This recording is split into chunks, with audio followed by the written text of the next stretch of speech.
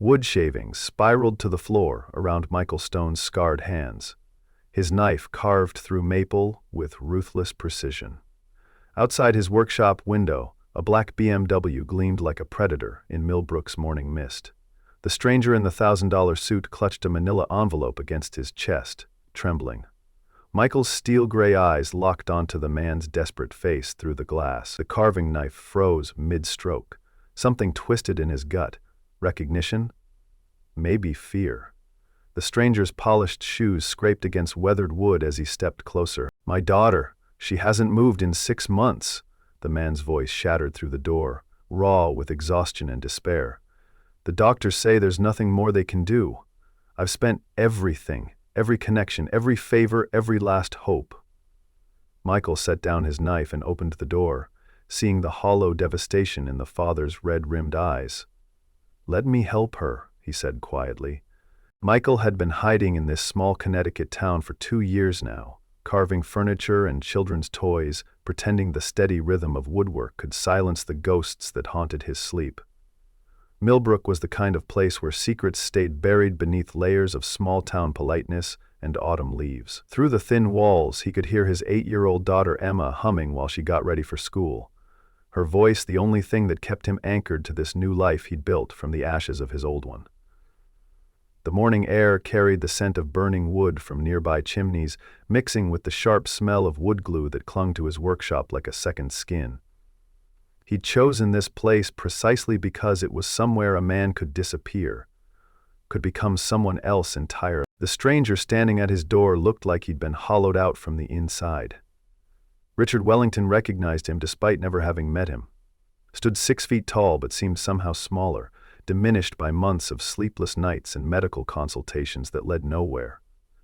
His expensive suit hung loose on a frame that had probably lost 20 pounds since his daughter's accident, and his hands trembled as he clutched that manila envelope like it contained his last prayer. Behind him, the BMW's engine ticked as it cooled, looking out of place among the pickup trucks and beat-up sedans that usually grace this working-class neighborhood. Michael could see it in the man's face. That particular brand of desperation that came from having unlimited resources, but finding them utterly useless against the thing that mattered most. "You've got the wrong person," Michael said, but his voice lacked conviction. He knew exactly who Richard Wellington was, CEO of Hartford Insurance, a man whose company logo appeared on billboards throughout New England. More importantly, he knew about the accident that had dominated local news 6 months ago, when a promising 16-year-old honor student's car had wrapped around an oak tree on a rainy night. The fact that Wellington was standing at his door meant someone had talked. Someone who knew about the life he'd left behind, the skills he'd buried along with his wife's medical bills and his own shattered confidence. Richard's voice grew stronger, more insistent, cutting through Michael's carefully constructed denial like a scalpel through flesh. "I know you used to be Dr. Michael Stone, head of neurosurgery at Yale New Haven. I know you performed miracles before you disappeared." Richard's words came out in a rush, as if he'd rehearsed them 1,000 times during sleepless nights. "My daughter Sarah has been paralyzed from the waist down since the accident, and every specialist in the country says there's nothing more they can do.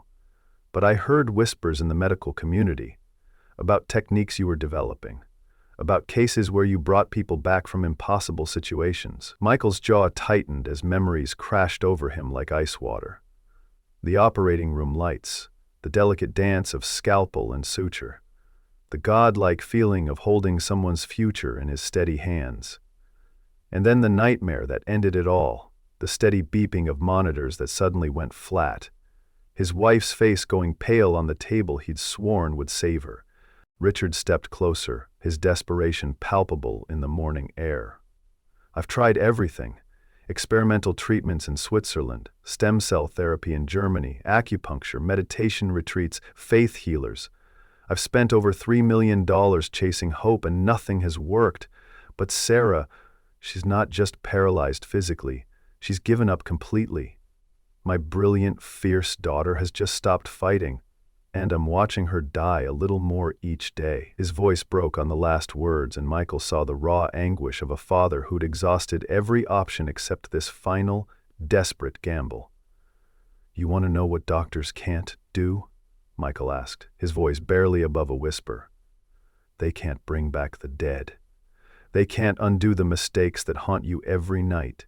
And they sure as hell can't promise miracles to broken fathers who think former surgeons can fix what the best hospitals in the world couldn't. But even as he spoke the words, Michael found himself stepping aside to let Richard Wellington into his workshop. The park at noon was nearly empty except for a few joggers and an elderly man feeding ducks by the pond.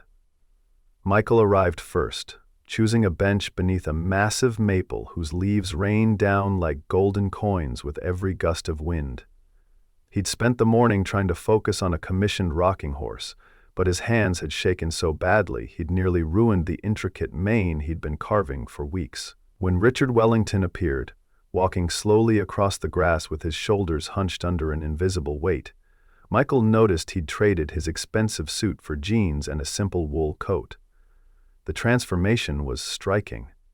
Without the armor of wealth, Richard looked like any other desperate father clinging to his last thread of hope. He sat down beside Michael without invitation, his hands trembling slightly as he pulled out his phone. "This is Sarah, 6 months ago," Richard said, showing Michael a photo of a beautiful teenager with long blonde hair and intelligent green eyes, standing proudly beside what looked like a science fair display. She'd just won first place for her project on neural regeneration in spinal cord injuries, full scholarship to Harvard, wanted to study medicine and change the world. She used to say that every problem had a solution if you were smart enough to find it. His voice caught as he swiped to the next photo. The same girl in a hospital bed, unconscious and surrounded by machines, her face pale and peaceful in a way that suggested she might never wake up. The accident happened on Route 9 during a thunderstorm. Some drunk driver ran a red light and Sarah's car rolled 4 times before hitting an oak tree. She was in a coma for 3 weeks, and when she finally woke up, Richard's voice trailed off as he struggled with the memory. The spinal cord damage was complete at the L1 vertebra, Richard continued, falling into the clinical language he'd learned during months of medical consultations. Total paralysis below the waist, no sensation, no voluntary movement, no hope of recovery according to every neurologist we've consulted. But the physical paralysis isn't the worst part. Sarah used to light up every room she entered, used to argue with her teachers about philosophy and debate politics at the dinner table. Now she won't speak to anyone, won't eat unless I force her, won't even look out the window. It's like the accident didn't just break her spine, it shattered her spirit. Michael studied the photos, seeing not just Sarah's face, but the faces of dozens of patients he'd treated over the years. Young people whose futures had been stolen by random acts of violence, whose families had looked to him for miracles he couldn't always deliver. "What makes you think I can help her when Harvard's best neurologists can't?" Michael asked, though something in Sarah's eyes reminded him of another young woman who'd faced impossible odds with fierce determination. "Because you didn't just treat patients, you revolutionized how we think about neural recovery," Richard replied, pulling out a newspaper clipping yellowed with age. The headline read, "Local surgeon develops breakthrough spinal cord treatment," and the photo showed a much younger Michael accepting an award for innovative surgical techniques. "This article is from 5 years ago. It mentions your experimental work with neural pathway reconstruction.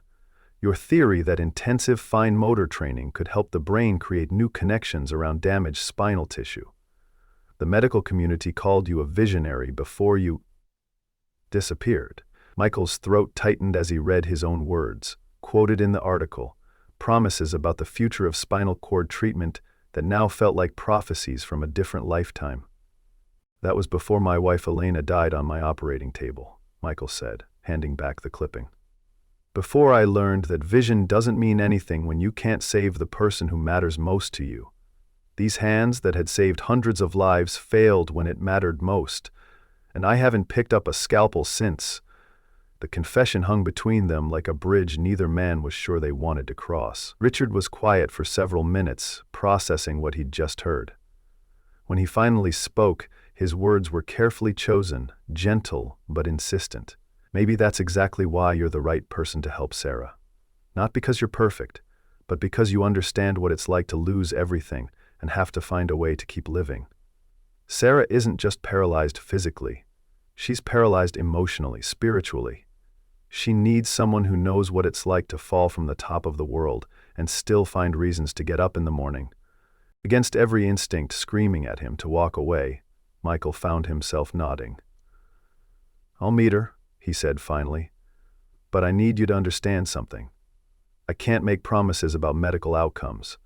Whatever I try to do for Sarah, it won't be about surgery or traditional medicine. Those days are behind me." Richard's relief was visible, his shoulders sagging as if an enormous weight had been lifted. "What would it be about, then?" he asked. Michael looked down at his hands, these instruments that had once performed miracles and caused his greatest tragedy, now rough and stained from months of woodworking. "Something I've been learning slowly, one carving at a time," he said. "The art of healing without cutting, of rebuilding without destroying, of finding beauty in broken things." As they stood to leave, Michael realized he was stepping back into a world he'd sworn to leave behind. The Wellington mansion sat on 5 acres of manicured lawn in Millbrook's most exclusive neighborhood, a Tudor-style monument to success that felt as cold and imposing as a mausoleum. Michael pulled his battered pickup truck into the circular driveway, feeling like an intruder in this world of marble fountains and professionally landscaped gardens. Through the tall windows, he could see glimpses of expensive artwork and furniture, but the house felt hollow, as if all the money in the world couldn't fill the emptiness left by tragedy. A middle-aged Hispanic woman answered the door. Rosa, who introduced herself as the housekeeper and spoke with the gentle authority of someone who'd been caring for this family through its darkest hours. Her eyes held the same exhaustion that Michael had seen in Richard's face, the look of someone who'd been watching helplessly as a family slowly destroyed itself. "Senor Stone," Rosa said, her accent thick but her English clear, "I am glad you have come. The señorita, she needs someone who understands what it is like to lose everything." She led him through hallways lined with family photos that told the story of happier times. Richard and a beautiful blonde woman Michael assumed was Sarah's mother, vacation pictures from exotic locations, birthday parties with elaborate cakes and genuine smiles. "Senora Wellington, she died when Sarah was 12, Rosa explained, noticing his glance at the photos. "Cancer, like your wife." "Senor Richard, he tried to be both parents, but sometimes a father's love is not enough to heal a broken heart." They stopped at the bottom of a curved staircase, and Rosa looked up toward the second floor with worried eyes. "Sarah, she has not left her room in 3 weeks. The physical therapists, the counselors, even her friends from school, she refuses to see anyone." Michael climbed the stairs slowly, each step feeling like a journey deeper into someone else's pain. The house was beautiful but sterile, lacking the warmth and lived-in feeling of a real home. At the top of the stairs, Rosa pointed to a closed door at the end of the hallway. "She knows you are coming," Rosa whispered, "but she may not speak to you. Be patient with her, Senor Stone. She is not angry at the world. She is angry at herself for surviving when maybe she shouldn't have." Through the thin wood, Michael could hear the faint sound of classical music, something melancholy and beautiful that matched the mood of the entire house. When he finally knocked, the music stopped, but no voice called for him to enter. After a moment, he tried the handle and found it unlocked. Sarah Wellington sat in a state-of-the-art wheelchair by her bedroom window, staring out at the autumn landscape with the 1,000-yard stare of someone who'd seen too much pain for her 16 years. She didn't turn when Michael entered, didn't acknowledge his presence in any way, but he could see the tension in her shoulders, the way her hands gripped the wheelchair's armrests, like she was holding on for dear life. The room was a study in contrasts. Expensive furniture and electronics, mixed with medical equipment, teenage posters of bands and movies hanging alongside get-well cards that had clearly gone unread. On her nightstand sat a framed photo of a younger Sarah, crossing the finish line at what looked like a track meet, arms raised in victory, face glowing with the pure joy of accomplishment. It was a painful reminder of everything the accident had stolen from her. "You can leave now," Sarah said without turning around, her voice flat and emotionless. "I don't need another person telling me how sorry they are, or how I need to stay positive, or how everything happens for a reason. My father's brought a parade of specialists, therapists, and miracle workers through this room, and none of them can change the fact that I'm never walking again." Michael didn't move, didn't speak, just stood quietly in the doorway studying this broken girl who reminded him so much of himself in the months after Alina's death. The same hollow eyes, the same protective anger, the same desperate attempt to push away anyone who might offer hope, only to snatch it away again. He could see the intelligence burning beneath her despair, the fierce mind that was now turned entirely toward the task of destroying itself. "You're right," Michael said simply, stepping into the room and closing the door behind him. "I'm not here to fix you or cure you or fill you with false hope about walking again. And you're absolutely right that everything doesn't happen for a reason. Sometimes terrible things just happen to good people, and there's no meaning in it except the meaning we choose to create afterward." Sarah's eyebrows lifted slightly, clearly not the response she'd expected from another adult trying to help her. "Then why are you here?" she asked, some of the hardness leaving her voice. Michael looked around the room, taking in the medical equipment, the unused art supplies gathering dust on a shelf, the guitar leaning against the wall with its strings slack from disuse. "Because I think you and I might be lost in the same way," he said. "And sometimes it helps to have company when you're trying to find your way back." For the first time since he'd entered the room, Sarah's mask slipped slightly, revealing a flicker of curiosity beneath the protective anger. "Back to what?" she asked. "I don't know yet," Michael admitted, "but I'd like to find out." Over the next hour, they sat in Sarah's room talking about everything except the accident and the paralysis. Michael told her about Emma, about the simple pleasure of watching his daughter discover the world through 8-year-old eyes. Sarah talked about the books she'd been reading, complex novels about philosophy and human nature that most adults would struggle with. Gradually, the walls she'd built around herself began to crack, revealing glimpses of the brilliant, passionate girl she'd been before tragedy reshaped her world. "I used to paint," she admitted, glancing toward the art supplies on her shelf. "I loved the way colors could blend together to create something entirely new. But my hands shake now from the medications, and besides, what could I possibly create that would matter?" "What if I told you I might know a different way to work with your hands?" Michael asked carefully. "Something that doesn't require steady control or perfect technique." Sarah turned back to him with skeptical curiosity. "Like what?" Michael pulled out his phone and showed her a photo of one of his recent wood carvings. A small bird with intricate feather details that seemed to capture movement even in stillness. Wood carving. It's forgiving, patient, and it responds to feeling more than precision. The wood tells you what it wants to become. You just have to listen. Sarah studied the photo for a long moment, and Michael could see her analytical mind working, considering possibilities she hadn't imagined before. "Why would you want to teach me?" she asked. "Because," Michael said, putting his phone away, "I think we both need to remember what it feels like to create something beautiful again." As Michael prepared to leave, Sarah called out to him from her wheelchair. "If I agree to let you teach me, I have conditions. You don't treat me like I'm broken, you don't give me inspirational speeches, and if I tell you to leave, you leave." Michael considered her terms, recognizing the fierce independence that still burned within her. "Deal," he said.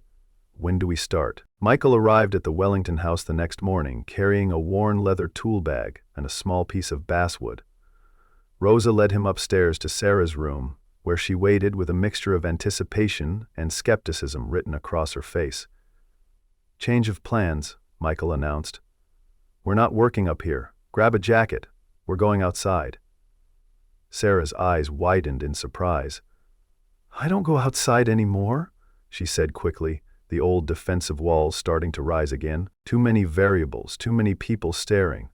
Michael set his tool bag down and pulled up a chair to face her directly. "Sarah, I can teach you to carve wood in this sterile room surrounded by medical equipment, or I can teach you where the craft was meant to be learned, under an open sky, with the smell of autumn in the air and the sound of real life happening around us." After several long minutes of internal struggle, Sarah took a deep breath and nodded. "Fine, but if this turns into some kind of inspiration moment, I'm going back inside." The Wellingtons' back garden was a masterpiece of landscape design, with stone pathways winding through carefully curated flower beds and mature trees that provided natural privacy screens. Michael chose a spot near a small pond, where a wooden bench sat beneath an old oak tree, its branches creating a canopy of gold and crimson leaves that filtered the morning sunlight into dancing patterns. He positioned Sarah's wheelchair next to the bench so she could rest her arms comfortably while working. "First lesson," he said, pulling out the piece of basswood, "is about listening. Every piece of wood has a story. Where it grew, what kind of weather it endured, how it lived and died. Before you make the first cut, you need to understand what you're working with." He placed the wood in Sarah's hands, guiding her fingers along the grain. "Feel that? The way the fibers run in long, straight lines? That's the wood's natural structure. Work with it, not against it, and it will reward you." Sarah's hands moved tentatively over the wood's surface, her analytical mind clearly cataloging textures and patterns that most people would overlook. "It's warmer than I expected," she said, some of the tension leaving her shoulders. "And it has this subtle smell, like growing things. Like life." Michael nodded approvingly. "That's exactly right. Wood never really dies, it just transforms. Every time you carve it, you're participating in that transformation, helping it become something new." He pulled out a small carving knife with a comfortable wooden handle, worn smooth by years of use. "This was my grandfather's knife," he explained. "It taught me that the tool is just an extension of your hand, your intention, your respect for the material. The magic isn't in the knife. It's in the connection between you and what you're creating." For the first hour, Michael didn't let Sarah make a single cut, instead having her practice holding the knife and understanding how different grips would affect her control. When Sarah finally made her first cut, the knife slipped slightly, taking off more wood than intended. She cursed under her breath, her face flushing with frustration. "I told you my hands shake," she said, starting to set the knife down. "This was a stupid idea." Michael gently stopped her. "Look at what you just did," he said, pointing to the accidental gouge in the wood. "See how that changes the character of the piece? What if that wasn't a mistake, but the beginning of something unexpected?" Sarah studied the irregular cut, her artistic eye beginning to see possibilities instead of just errors. "I could work with it," she said slowly. "Make it part of the design instead of trying to hide it." Michael smiled. "Now you're thinking like a carver. Some of the most beautiful pieces I've ever seen came from working around unexpected challenges." As the morning progressed, Sarah began to relax into the rhythm of the craft, her movements becoming more confident with each small success. Over the following weeks, Michael and Sarah fell into a comfortable routine. Every weekday morning at 10, he would arrive with his tool bag and whatever piece of wood they'd selected for that day's project. Sarah's skills developed rapidly, her natural artistic sense combining with fierce determination to produce increasingly sophisticated pieces. She carved a small bird, then a flower, then a miniature tree, complete with textured bark and delicate leaves. Each project pushed her abilities further, and Michael watched with growing amazement as her confidence returned along with her technical skills. More importantly, he noticed changes that had nothing to do with carving. Sarah had begun reading again, had started video calling with friends from school, and had even expressed interest in eventually continuing her education. The girl who hadn't spoken to anyone in months was slowly coming back to life. But it was during their third week together that Sarah first noticed something odd about Michael's teaching methods. They were working on a particularly challenging piece when Sarah's knife slipped and nearly cut her finger. Michael's reaction was instantaneous and telling. He caught her hand in his, examined the near miss with clinical precision, checked her pulse and pupil response, and asked detailed questions about any numbness or tingling she might be experiencing. It was the behavior of someone with extensive medical training, not a simple woodworker. "You did that like a doctor," Sarah said, studying his face carefully. "Actually, you've been doing a lot of things like a doctor. The way you watch my hands, the questions you ask about my physical therapy, even the way you positioned my wheelchair for optimal ergonomics." Michael's stomach dropped as he realized his cover was beginning to slip. "I told you I used to study medicine," Michael said carefully, but Sarah's analytical mind was already connecting dots he'd hoped would remain scattered. "Studying medicine and being a doctor are two different things," she replied, And you have the hands of someone who's done surgery, steady, precise, completely confident even when teaching a different skill. She set down her carving knife and wheeled closer to him, her green eyes sharp with curiosity. My father's been acting strange lately too, like he's keeping a secret. What kind of doctor were you? She asked directly. And why are you pretending to be something else? Michael felt the walls of his carefully constructed new identity beginning to crumble, and he realized that Sarah's intelligence and perceptiveness made her far more dangerous to his anonymity than he'd anticipated. The truth was going to come out, and when it did, everything would change between them. Michael stared at the half-carved horse in his hands, its wooden eyes seeming to judge him for the deception he'd been living for months. I was a neurosurgeon, he admitted finally, specialized in spinal cord injuries and brain trauma. I developed some experimental techniques for neural pathway reconstruction, published papers that made waves in the medical community. Sarah's face went through a series of emotions: surprise, anger, understanding, and finally a cold fury that made her look older than her 16 years. So this whole thing, the wood carving, the friendship, all of it. You've been studying me like a lab rat.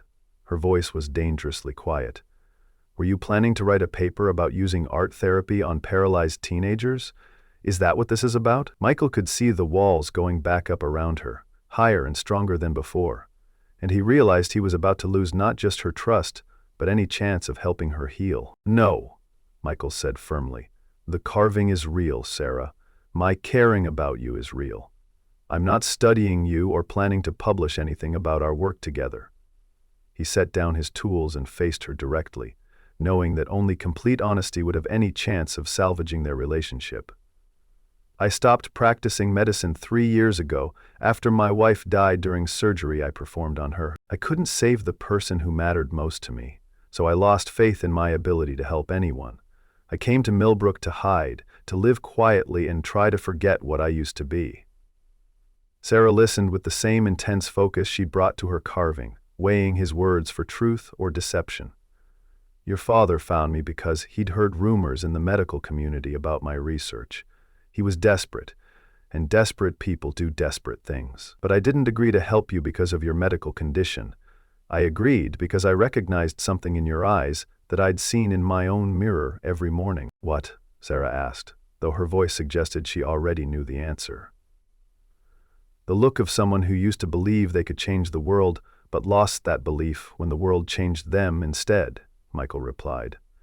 I saw potential in you that had nothing to do with whether you'll ever walk again, and everything to do with whether you'll find reasons to keep creating, keep growing, keep becoming the person you're meant to be. Sarah was quiet for a long time, studying the wooden horse as if it could provide answers to questions she didn't know how to ask. If you're really a neurosurgeon, why haven't you tried to examine me, evaluate my condition, offer medical opinions about my prognosis? She asked finally.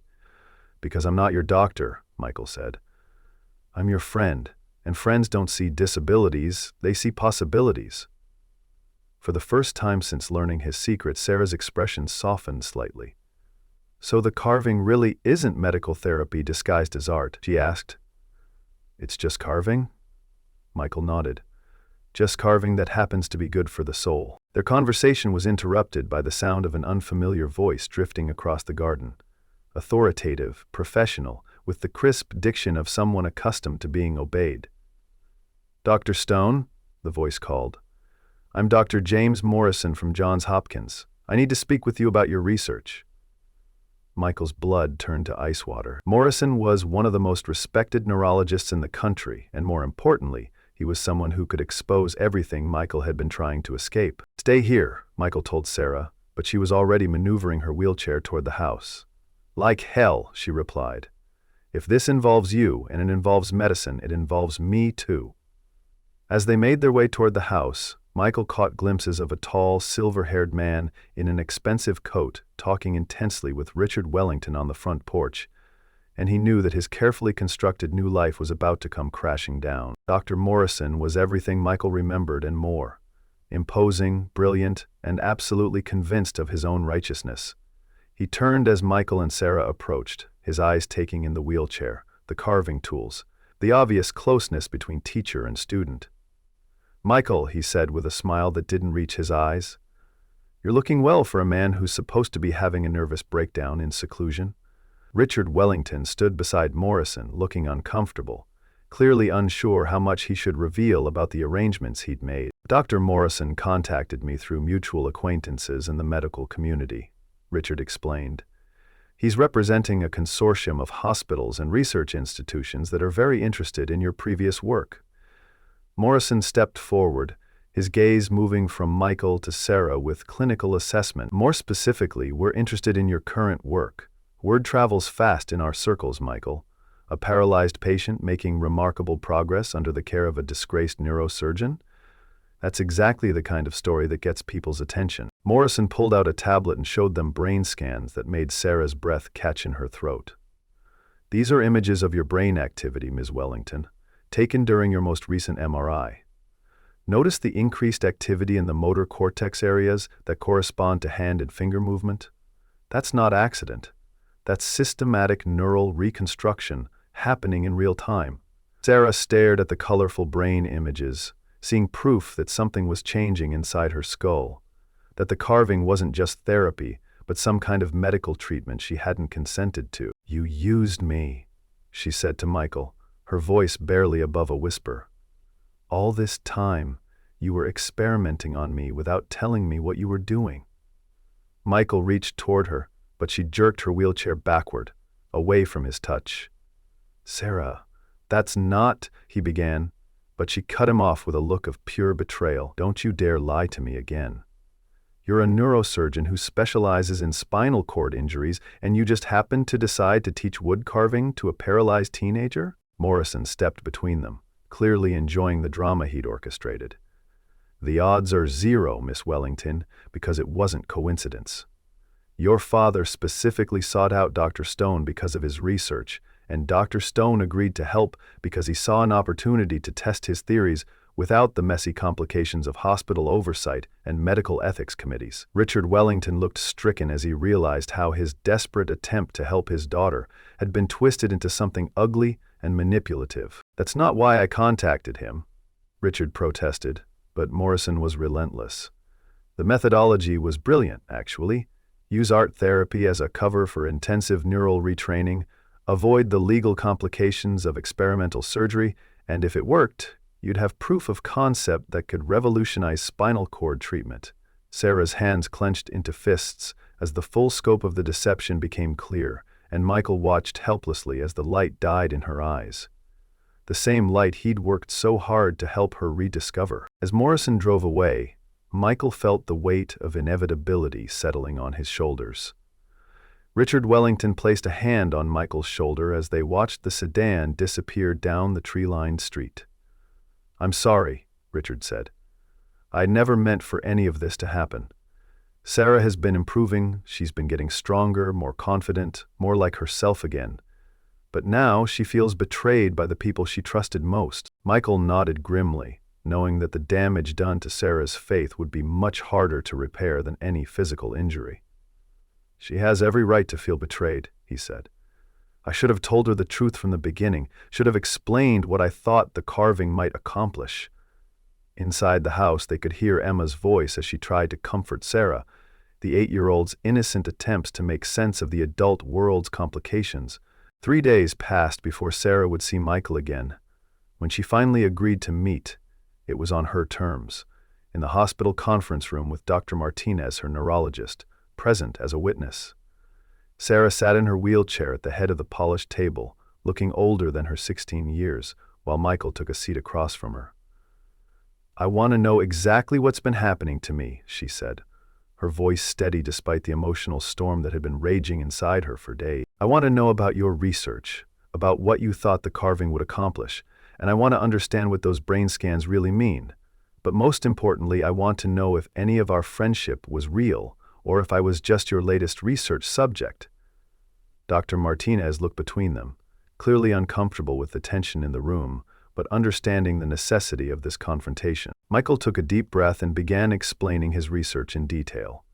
The neural pathway reconstruction theory, the experimental surgeries, the promising early trials, before Elena's death had ended his career.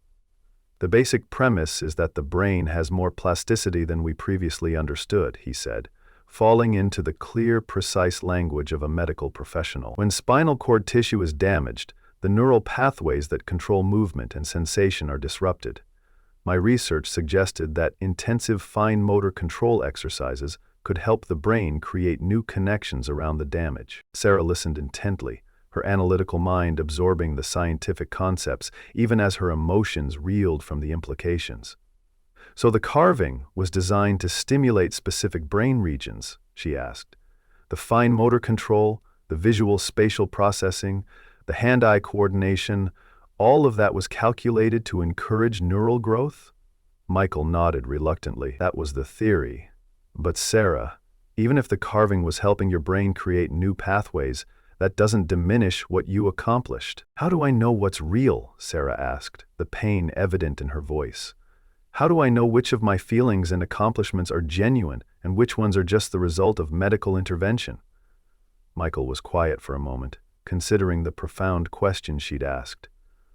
Look at what you've created, he said finally, gesturing toward a small carved bird that Sarah had brought to the meeting, one of her recent pieces that showed remarkable skill and artistic vision. Medical intervention might have helped your hands become steadier or your concentration improve, but it couldn't create the vision that guided those hands, the aesthetic sense that chose which cuts to make, the emotional intelligence that infused that wood with life and meaning. That came from you, from the part of you that existed long before the accident and will continue to exist regardless of whether you ever walk again. Dr. Martinez nodded approvingly at Michael's explanation, clearly impressed by both his medical knowledge and his sensitivity to the ethical dimensions of the situation. 2 weeks later, an unexpected development changed everything once again. Sarah was working in the garden on a warm spring morning, carving a complex piece that incorporated multiple types of wood, when she felt a strange tingling sensation in her left leg. At first, she dismissed it as phantom pain, a common experience for people with spinal cord injuries. But the sensation persisted and gradually intensified. She called for Rosa, trying to keep her voice calm as she described what she was feeling. It's probably nothing, she said, though her heart was racing with a mixture of hope and terror. But could you ask my father to call Dr. Martinez? I think I need to have this checked out. Within an hour, Sarah was at Hartford Hospital, undergoing a battery of tests that would determine whether the impossible was actually occurring. The results were unprecedented in Sarah's medical history. MRI scans showed significant changes in the areas around her spinal cord injury, not healing of the original damage, which remained severe, but evidence of new neural pathways that hadn't existed 6 months earlier. Dr. Martinez called in colleagues from around the region to review the images and confirm what seemed medically improbable. I've never seen anything like this, Dr. Martinez told Sarah and Richard as they studied the brain scans together. There's clear evidence of neural regeneration and pathway reconstruction, occurring at a rate and extent that challenges everything we thought we knew about spinal cord injury recovery. The tingling in Sarah's leg wasn't phantom pain. It was her nervous system's first tentative attempt to re-establish communication pathways that had been severed in the accident. Michael received the call from Richard while he was teaching a woodworking class at the community center, a volunteer position he'd taken while navigating the various investigations into his unlicensed practice. His hands shook as he listened to Richard describe the test results, and he had to sit down to process the implications of what he was hearing. She's not walking yet, Richard said carefully, but there's definitive proof that neural regeneration is occurring. The doctors think it might be connected to the intensive fine motor training she's been doing with the carving, but they want to study the progression more carefully before drawing any conclusions. Michael felt a mixture of vindication and terror wash over him. Vindication that his theories about neural reconstruction might actually work, and terror about what this development would mean for Sarah's privacy and autonomy going forward. The medical community would descend on her like vultures, each hoping to claim credit for her remarkable recovery. The response to Sarah's unexpected improvement was swift and overwhelming. Researchers from major universities and medical centers contacted the family, requesting permission to study her case, offering everything from experimental treatments to research partnerships that could advance understanding of spinal cord injury recovery. But Sarah, now experienced in the dangers of medical exploitation, approached these opportunities with hard-earned wisdom about protecting her own interests. "I'm willing to participate in legitimate research that could help other patients," she told the assembled medical professionals during a family meeting at Hartford Hospital. "But any study involving my case will include patient advocacy oversight, complete transparency about objectives and methodologies, and my right to withdraw at any time without penalty.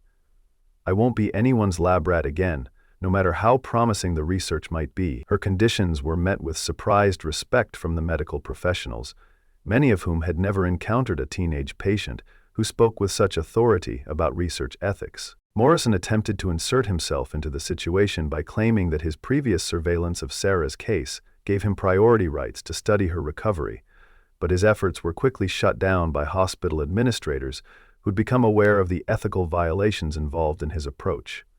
More importantly, Sarah's story had sparked changes in how medical institutions handled experimental treatments and patient information sharing. Hartford Hospital implemented new protocols requiring explicit patient consent for any research use of medical data, and several other institutions adopted similar policies in response to the publicity surrounding Sarah's case. The girl who'd been victimized by unauthorized medical surveillance had become a catalyst for systemic changes that would protect future patients from similar exploitation. Her experience had transformed her from victim to advocate, and she embraced this new role with the same fierce intelligence she'd once brought to her academic studies. Michael found himself in the unique position of being both vindicated and cautioned by Sarah's recovery. Medical ethics boards acknowledged that his technique appeared to have therapeutic value, but they also emphasized that his failure to obtain proper informed consent remained a serious violation of professional standards. The resolution was a carefully crafted agreement that allowed him to continue developing his neural reconstruction methodology within academic settings, subject to rigorous oversight and with absolute requirements for patient transparency. "You've discovered something potentially revolutionary," the head of the medical ethics board told him during the final hearing. "But revolution in medicine must be balanced with respect for the people we're trying to help. Your technique has promise, but your approach needs fundamental changes before it can be ethically implemented." Michael accepted the conditions gratefully, understanding that he'd been given a second chance to contribute to medical science without repeating the mistakes that had cost him Sarah's trust. Sarah's physical recovery progressed slowly but steadily over the following months.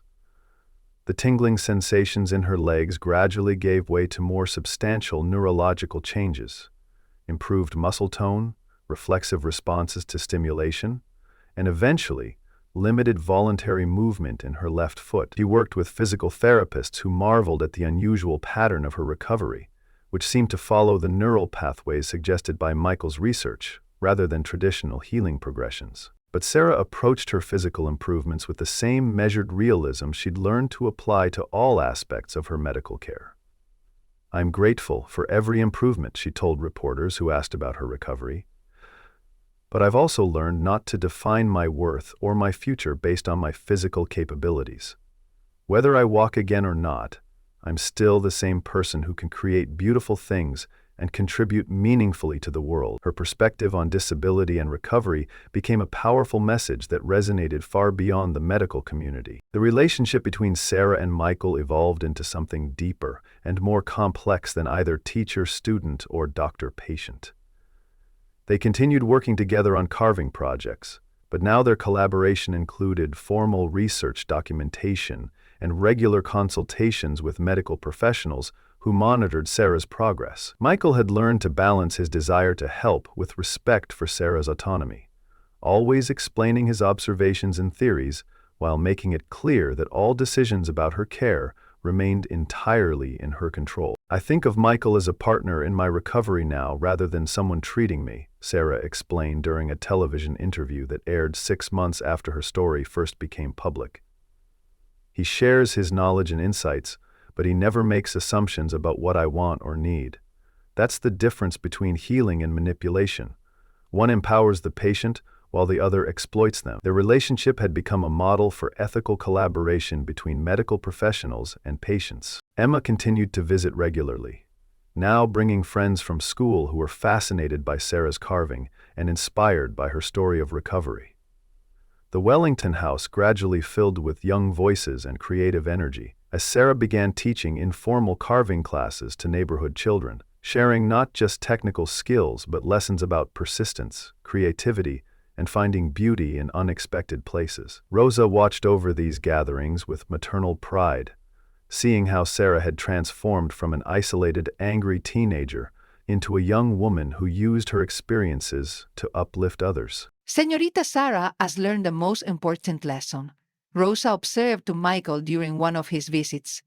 She has learned that healing is something you do with people, not something that happens to you. The house that had once felt like a mausoleum was now alive with laughter and the sound of young voices planning their next creative projects. 1 year after their story became public, Sarah received an invitation that surprised everyone. Harvard Medical School asked her to deliver the keynote address at their annual Medical Ethics Symposium. Standing before an auditorium filled with medical professionals, she spoke with quiet authority about the patient perspective on experimental treatments, informed consent, and the importance of honesty in healing relationships. "Medicine at its best is a collaboration between doctor and patient," she said, her voice carrying clearly to the back of the room. "It requires trust, transparency, and mutual respect. When any of those elements are missing, even the most well-intentioned treatment becomes a form of violation." Her speech received a standing ovation, but more importantly, it sparked ongoing discussions about reforming medical education to include more robust training in patient communication and ethical decision-making. Sarah had found her voice as an advocate, and the medical community was listening. Michael attended Sarah's Harvard speech, sitting in the back of the auditorium and watching with pride as his former student addressed some of the most prominent medical professionals in the country. Afterward, as they walked across Harvard Yard together, Sarah using forearm crutches that allowed her to walk short distances, they reflected on the journey that had brought them to this moment. "Do you ever regret any of it?" Michael asked. "The deception, the publicity, the way everything got so complicated?" Sarah was quiet for a moment, considering the question with the thoughtfulness that had always characterized her approach to difficult issues. "I regret the deception," she said finally, "but I don't regret the outcome. Everything that happened, the carving, the recovery, even Morrison's exploitation, it all led to changes that will help other patients avoid what we went through. Sometimes good things come from bad beginnings, as long as people are willing to learn from their mistakes." As they stood together in the courtyard where future doctors would study and train, both Sarah and Michael understood that their story had become larger than either of them had intended. It was no longer just about a girl who learned to carve wood, or a doctor who found redemption through teaching. It had become a case study in medical ethics, a catalyst for policy changes, and a reminder that healing requires both scientific knowledge and human compassion. Emma, now 9 years old and still visiting regularly, had perhaps understood it best from the beginning. Sometimes broken things can be made more beautiful than they were before, but only if people are honest about what's broken and work together to fix it. The wooden bird Sarah had carved during her first week of lessons still sat on Michael's workshop shelf, its wings spread wide in permanent flight, a reminder that even the most complicated stories can have endings that honor both truth and hope.